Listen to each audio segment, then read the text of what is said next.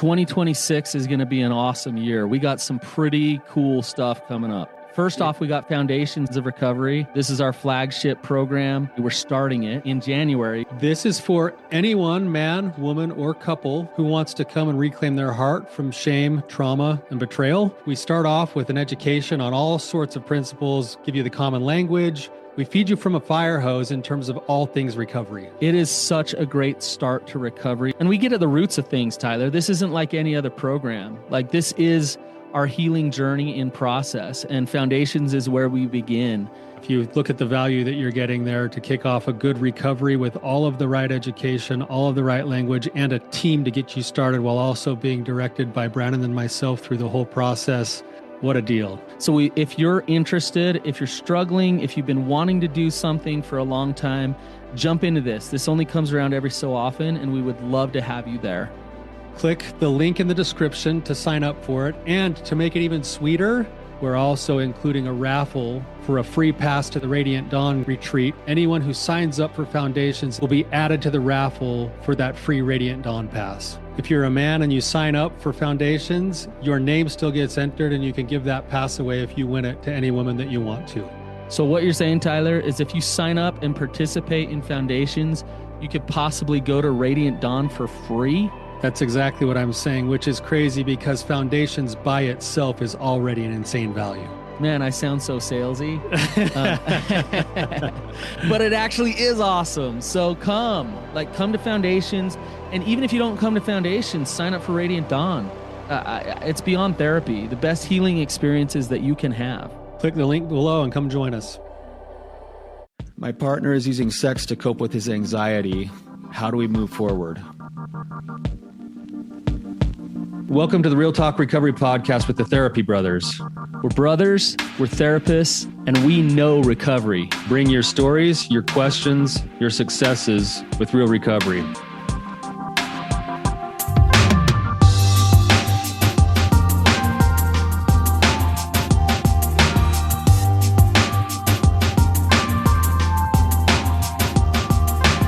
Move forward. Good question. Before we dive into this, we have a review from I Am Not Jake from State Farm. So I assume his name is Jake. So Jake says, I'm a big supporter of this podcast and have shared this with family and friends. I enjoy learning about each topic that either I directly relate with or indirectly relate to. Thank you for sharing your talents and knowledge. Thank you, not All Jake right, from Jake. State Farm. We're not that. Jake. That was nice of you to reach out there. We always appreciate the feedback, of course. Yeah. So, Brandon, before we jump in, I wanted to just mention one thing. We've had a lot of people start listening on Spotify, and just wanted all of our listeners to know that we've also gone with being able to post video to Spotify. So I don't know what's appealing about being able to watch a couple of guys behind microphones talk, but oh, you're good looking, Tyler. That's what's appealing. I mean, come on. If anyone wants video, you can go to Spotify to do your listening now, and there's video now as well. So you've always been the better looking Patrick brother, Brandon. Yeah. Oh, whatever. All right. Should we introduce our caller? We've got Rachel today. Rachel's been brave enough to come on and share a question that I think is actually pretty common and a lot of people actually deal with. But Rachel, welcome to the show. Why don't you just introduce yourself, give us any backstory, and then ask your question, and we'll just have a discussion. All right. Thank you. Yes. I guess my question is that my husband is using sex as a coping mechanism, and he has a lot of anxiety, and he's been using sex to cope with it, and he's asking me to do things that I truly don't feel comfortable doing. And it's been going on for a couple of years, and it's just getting to the point that it's affecting our everyday life, and a lot of mean verbal things have been said and done, and I just something needs to be done. When you say he's using sex as a coping mechanism, what do you mean by that? He was sick about 2 years ago, and he nearly died, and he's using sex as a way to overcome his anxiety or just his near-death experience. And he said it will relieve his sense of despair. Is actually what he said. Now, is he using sex? Is it with you, and he's pushing you to do things that you don't want to? Is he using sex otherwise? Is he acting out with other people or with pornography or probably some porn? But he's asking me to do things that I don't feel comfortable doing, and I always have done it up to the point that I feel comfortable. But that's not good enough, and he's pushing for me to go further. What happens, Rachel, when that push happens? And are you saying no then and just saying I'm not comfortable? I do say no, and then we fight, and it just escalates from there. And it just and he just fixates on it. What does the I just want to know go ahead, just Tyler. A little bit. What does the fight look like? Like, what happens after you say no? You said we fight. Does he get defensive? Does he start calling names? Does it get aggressive? Does it? All of the above. Defensive. He calls me names. Does he shut down and pout? He also uses drinking as a mechanism as well. He does pout a little bit and just demands. He says he's not going to take a no for an answer. Okay. So then when the answer stays no, does it just continue to be a fight, or do you go into like icy coldness and not talk to each other? Or? Well, he threatens divorce. I imagine, Rachel, sometimes, depending on what it is and how uncomfortable you are, sometimes you probably just give in just because it's like, I don't want to deal with the fallout of this. And it's easier to just kind of get it over with. Does that happen? A little bit. I have never done anything that I truly felt uncomfortable doing. Good. So. Yeah. But it's and it just escalates from there. He doesn't listen. So you say that it's increasing. So it's pushing limits further and further. And has that happened just in the last little while, or has it been kind of a gradual thing? It started 2 years ago, and I one time once we did have a fight about it, and I told him that I was worried that if I give in at all, or even up to the point that do what I feel comfortable with, he's going to keep asking for more. And he said, and he actually, surprisingly, he said, yes, that's probably true. Oh, so. Wow. And do you feel like there's no end to it? There's no, absolutely. So. Yeah. Yeah. So, Rachel, I'm wondering, how are you coping right now with all of this right now? In the last 2 years that you've been dealing with this, how do you currently cope? Right now, not very well. Mm-hmm.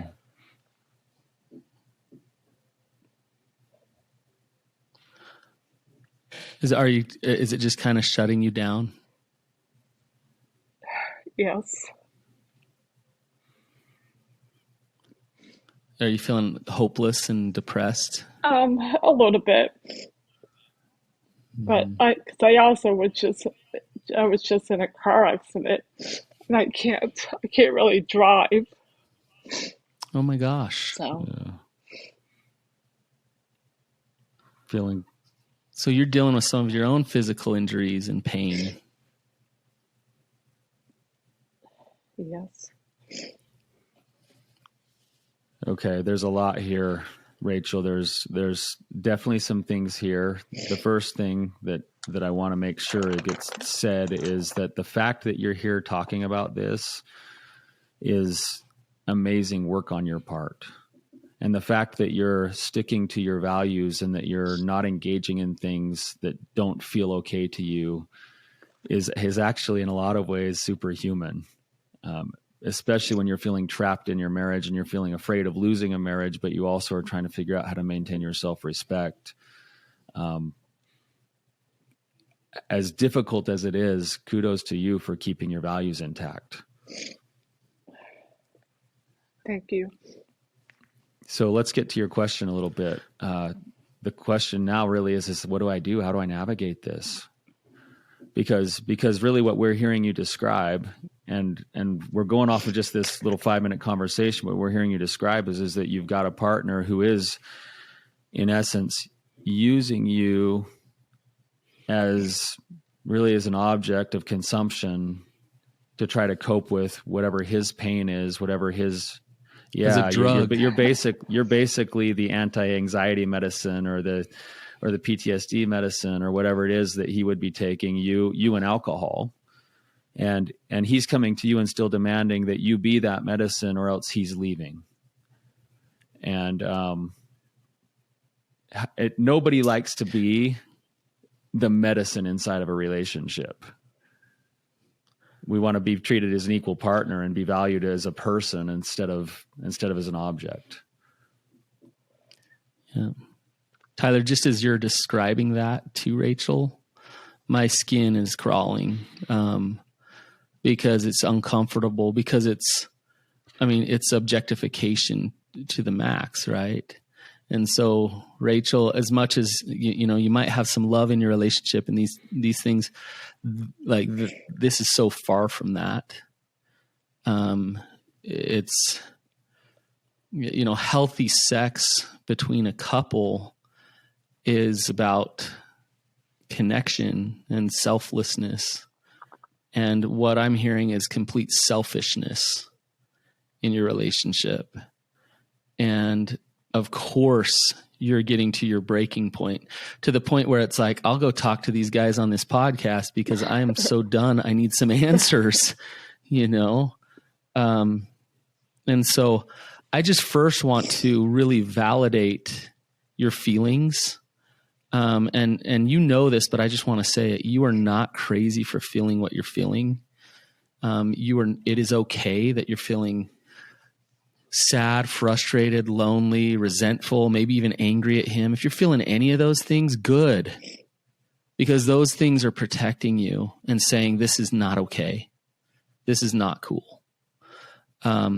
So if he's at all kind of insinuated to you that you're the crazy one, you're the bad one, you're the one that doesn't give it up enough and all these things, that's a bunch of BS.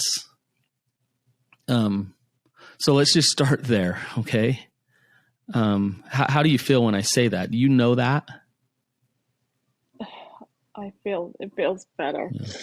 I feel like someone is listening. Yeah. I think Brandon's kind of pointing something out here that's one of the places where you might be looking at starting as you try to navigate this, is that you're going to need a trusted team that can provide a couple of things for you. One that's going to provide you with some validation so that you can know that you're not crazy and can say, okay, let's talk about what good health versus non-health inside of a sexual relationship should be. And you're going to need some other landing space as you continue to move forward and try to navigate this, where you can continually go back and say, hey, help me remind myself of if I'm in the right place and if I'm going on the right path here in terms of my values and what I'm feeling. And that validation that you just heard from Brandon felt good because it validated what you already kind of know is true, which is that this isn't a good long-term solution for you guys' relationship. And if it's going to be the solution for you guys' relationship, then what you're doing is dying a long, slow death of a relationship instead of cultivating something different that could actually be healthy and better. In addition to that, Rachel, I'm wondering if, well, I guess maybe I should back up. Do you have other people on your team right now, Rachel, that you can trust and that you can talk to about some of these things? Yes, two of my family members know everything. Okay. Are they the kind of people who can sort of balance being able to show empathy and validation while also giving perspective? One of them is, yes. Okay. It's important. It's important that your team members can do both of those things, because you could go to a lot of times you could go to say a best friend, and then they would just get totally on your side and then want to just feed all of the fear that you're having and everything else too, but not actually help you move forward. So you want someone who can balance both of those things. Tyler, I want to ask you, and Rachel, I want you to listen to this conversation just for a second. Okay. So Tyler, you have 4 daughters, and they're growing up. Crazy that, your oldest is in college now. So you're probably gonna have 4 son-in-laws, right? And let's say 1 or 2 of them come to you, and they basically say, look, I use your daughter for sex, and if she doesn't give it to me, it pisses me off. And she better, because that's her duty. We're in a marriage, and if she doesn't give it to me, then I basically verbally and emotionally abuse her until she gives it up. That's what I do, because I'm entitled to that, because I have this anxiety and I need it. So are you asking me what I would do, what I would say? I'm asking you your feelings right now as I'm kind of saying this. All right. So yeah, so there's the real version, which would be that I'd want to knock his teeth through his head. And then okay, so but hang on, I want to stop there for just a sec. Rachel, I want you to hear that. Okay? We're 2 men, me and Tyler. We enjoy sex. I love having sex with my wife. Sex is a great thing. All that thing, and this is not okay. So the real way that I would probably handle it, Brandon, is that I would actually, hopefully, that if he was there talking to me, at least that's a good sign. I'd try to actually do. Right. He probably would never come there. This. Hey, I love to use your daughter, and when she doesn't perform, then I abuse her till she does, and then I threaten to leave if she doesn't stay. And it's really healthy, because that's my right as a husband. I would say, okay, son, let's go for a drive up the canyon, and let's go have a long talk. Let's go out back. Let's go have a long talk, and let's go learn something about what actual masculinity is, and let's go learn about what being a man actually means when you step into wanting to love your wife. That's what I hear is missing here, and I don't know that your husband understands it yet, because he probably sees love in limited terms. He sees love in terms of what he can take from you in the relationship, and in what he can get to complete himself or to feel himself. And love that way doesn't work in relationships. Love that way is something that's going to drive a wedge between people. And even if they stay together the rest of their lives, they're never actually going to have a feeling of safety and security and commitment. That's not love. Love is the ability to show up and say, what am I bringing to the table to offer my partner? How do I make sure that I'm invested in their well-being, because they matter to me? And you're not getting that right now, at least in the sexual part of your relationship right now. Rachel, is sex more important for him than you? Yes, it is. Yeah. Right. So I think you're kind of missing my question here, because notice how you're like, yes, it is. Sex is important to him. Right. What I'm saying is, you are a sexual being just like he is, and your sexuality and the way that plays out in a relationship is just as important as his sexuality. He does not own that. He's not entitled to have it just his way. It's really curious to me that you're bringing up the drinking, and you're also talking about how since he got sick in the last 2 years, the increase in his behavior. So what I'm looking at is there's tolerance that's built up. So he's pushing limits for the same dopamine hit. Do you understand what I mean by that? Yes, I do.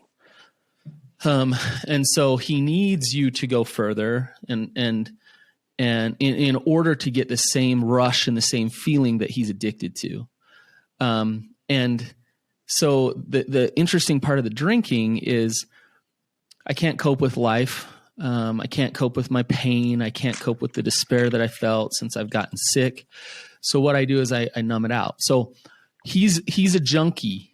He's a junkie who's looking for a numb out, and he's using whatever he can to get it. So if you don't give him sex, then he goes and finds it somewhere else. So I have a huge concern, Rachel, and this is what it is my concern is if you go to a sex therapist, or if you make this about you giving him more sex or changing who you are sexually, or you're actually going further into this horrific dynamic with him. And unless the addiction, unless that wedge is dealt with, then healthy sexuality and intimacy and connection and all that stuff will not happen. And so the addiction, first and foremost, whether it's the alcohol, whether it's the sex addiction, that on his part, with his individual recovery, that needs to start to happen in order for your relationship to stand a chance. Does that make sense? It does. Okay, so Brannon, let's help her then for a second. She sees this. She sees everything that you're saying, and he doesn't. Okay. Like, he's like, nope, she's the answer. Like, I got to have sex or we're going to get divorced. If she just give it to me more than we'd be So what okay. does Rachel do in a situation like this? What does anybody in a situation like Rachel do where they see the issue and their partner's even saying, yeah, let's go to sex therapy. Let's go find a therapist who will tell you that you need to have more and different and kinkier sex in order to make sure that we have a great sex life. But you know that this thing is here. What are the first things that someone could do? Like, how do you handle that situation to try to help things go right for yourself and for the relationship? Right. So I'm going to kind of ask Rachel this to answer your question, Tyler. Do you feel, Rachel, that there's a conflict between your truths and your values and your boundaries and trying to keep the relationship intact? Do you understand what I'm asking?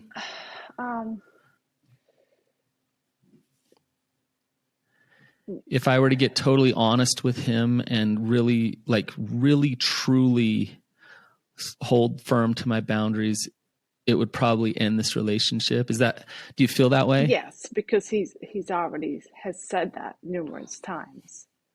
Because I've done up to the point that I feel comfortable, and it's not good enough. Okay. So Rachel, here's the thing. He will try to say, what's wrong with you? You're the problem. If you would fix yourself, we would be okay. Right. Right. And so here's the first step is to not fall into that gaslighting and believe it.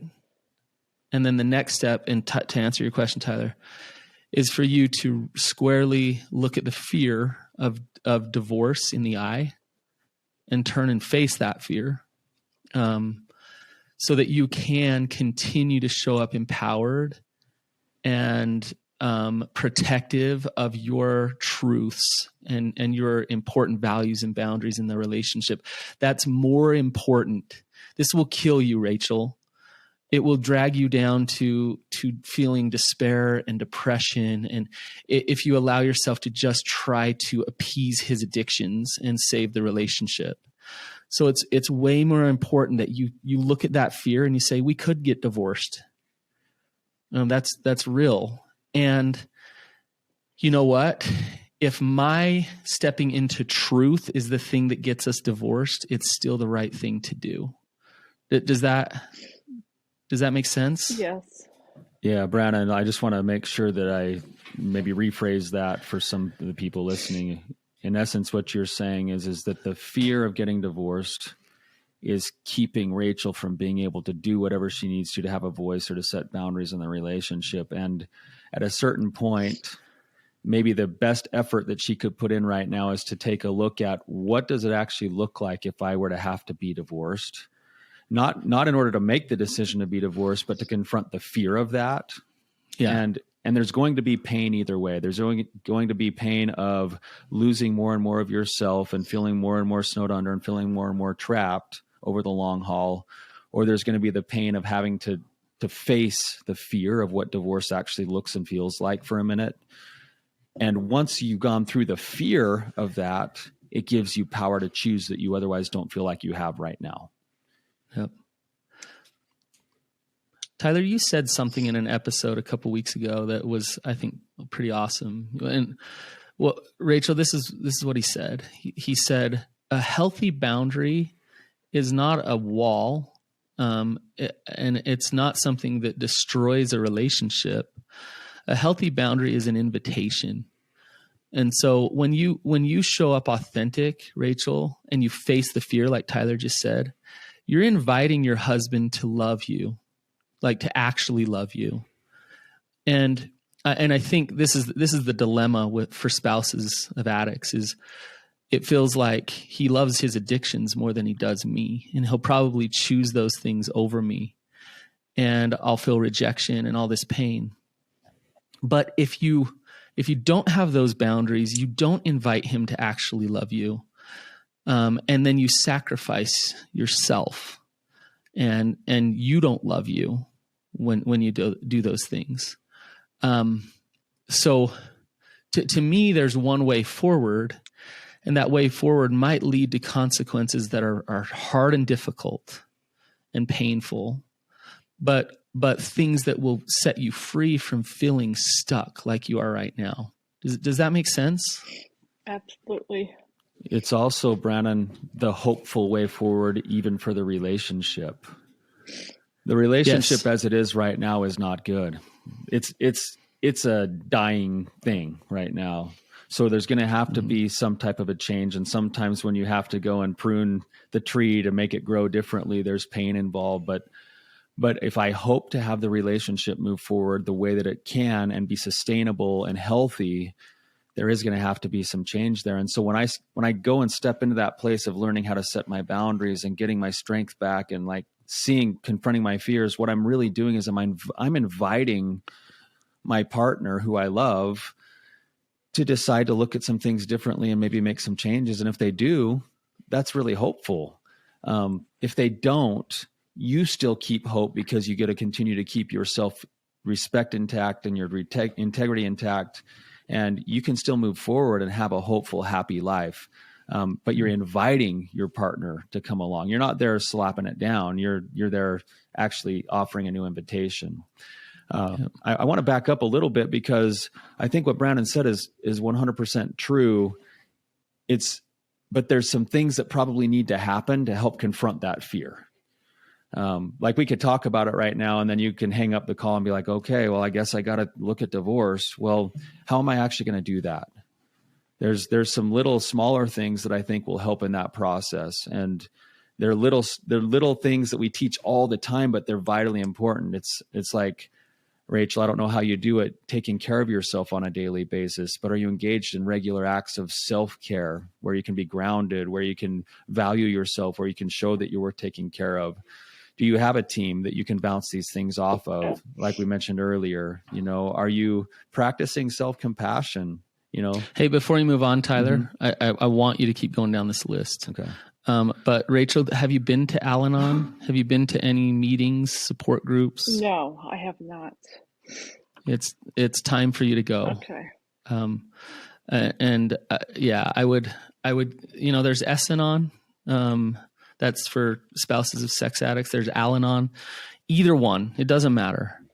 Okay. It's time for you to go and talk to other. And your situation will be unique. Everybody's situation is a little unique, but those partners will get the crazy making and gaslighting and those type of things, and they'll say, "Okay, stop, Rachel. Let's look at the whole thing here of what's going on." So that's why Tyler's saying, driving this home of get some we call it recovery capital. Get some assets in your corner so that you can deal with this hard thing that you're going to have to step through. So, okay, Tyler, keep going. You're good. That's excellent, Brennan. I was just maybe add to that, those ones are going to be your free, support options. You might also even look into either something locally or something online, joining a women's group to help navigate some of these issues that you're facing right now, because then you're going to get the expertise of a therapist and a group of other women who are going to understand those principles, who could be really beneficial to you as well. So that would be really powerful, actually. Tyler, I feel compelled to say, Rachel, I just hope that that Tyler and I have resources. You could use a good therapist who specializes in betrayal trauma, and understands sex addiction, and a group that also does. So both Tyler and I have those resources available. There's no reason why you can't engage.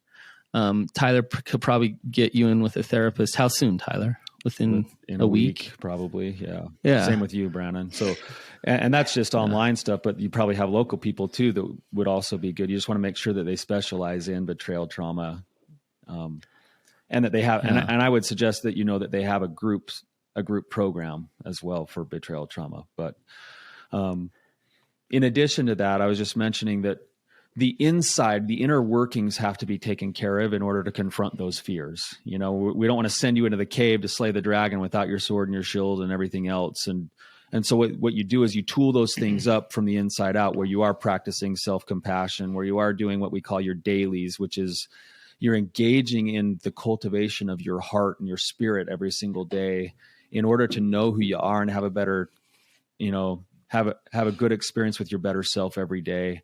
You're building your team, you're practicing mindfulness. When you're doing those things are going to allow you to then look into that cave and go, okay, it's time to go in there and take a look at this. Because I know I can take care of myself, number one, and because I know that the life that I want to live is on the other side of that somewhere. It's not right now, right where I'm living. And so I'm ready to step into that and go find that life that I deserve, that I want to be living. So, Rachel, I want to ask you, and I just totally, what Tyler's saying is like the underworkings to actually go do this work. But I want to ask you, let's say you say, okay, I'm going to start to do this. So you and your husband, you talk your husband into go to couples counseling. You go to some couples counseling sessions, and that therapist is kind of weak, and not well trained, and just kind of weak. What could happen in that session?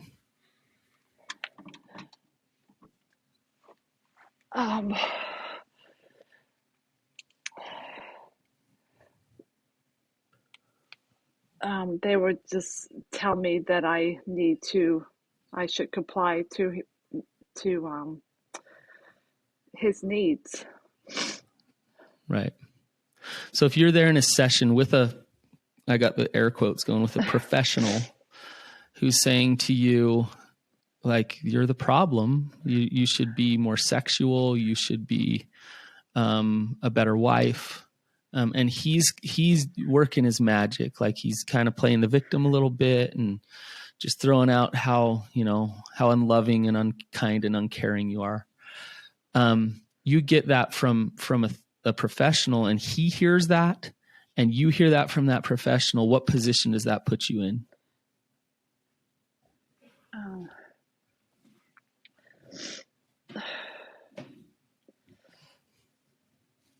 Well, I guess it would just make me not the victim, but just a object, and how in the beginning you said that I would be his medicine. Yeah, and it would drive that whole thing home, right? And I'm here to tell you, if you went to the wrong therapist, an addict could railroad that therapist and totally reinforce all of the narratives that the addiction wants, right? And this is what we call therapy-induced trauma.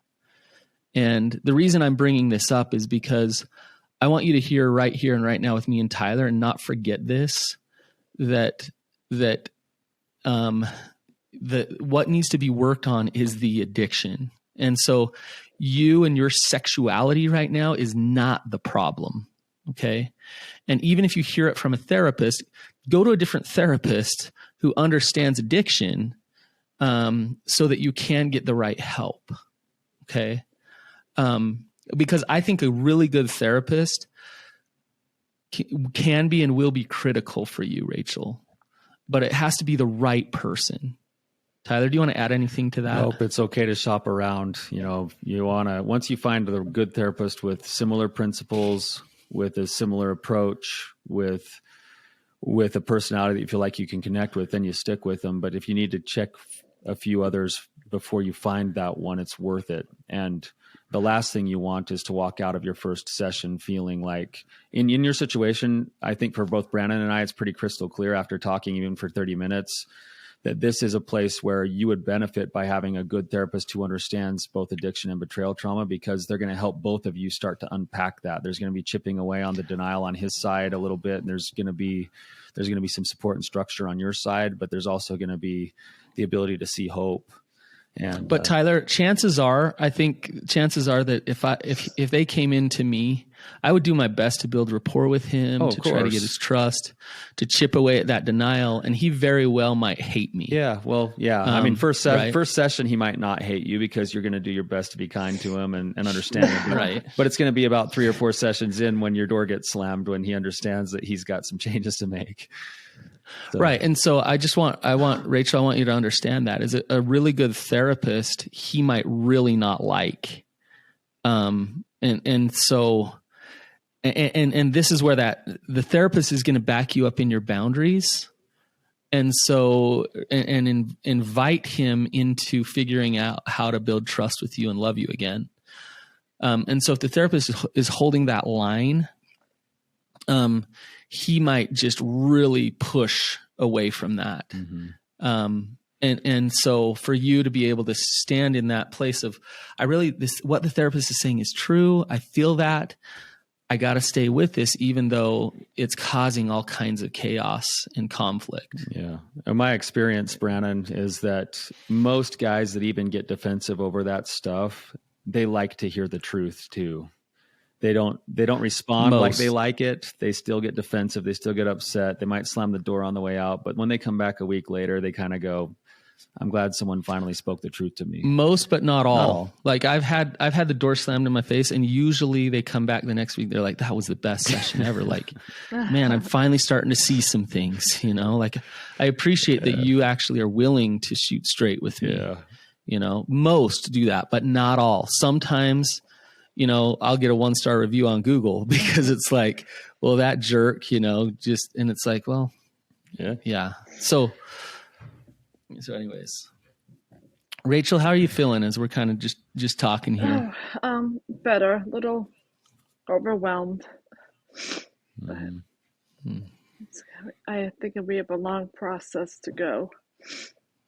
Yeah. Yeah.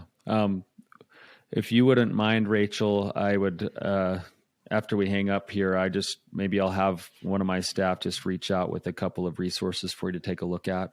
Okay. Okay. That'd be great. So we'll just make sure that we got you at least a few first steps of direction. And then as you kind of decide where you want to go and what you want to do with things, by all means, you've found our contact, and we'd love to stay in contact with you and make sure you get what you need. Okay. Okay. All right. Rachel, it's interesting because I can tell that that you're not an object. Like, that. I can tell that you're strong and you're willing to have boundaries. Yet I can also feel your sadness that you've been treated like that, right? And I just want you to know, whether you stay married or whether you end up divorced, that you don't have to live in this hell. that yes, there's a lot of work to go, but you can find some peace and some freedom and not feel this pressure all the time. Right. So I'm just really grateful that you came on. You had the courage to talk about this. Any last questions for us? I don't think so. Okay. You're awesome, Rachel. Thank you. We'll be in touch. Okay. All right. All right. Thank you. Bet. All right. Thanks, guys. We'll see you.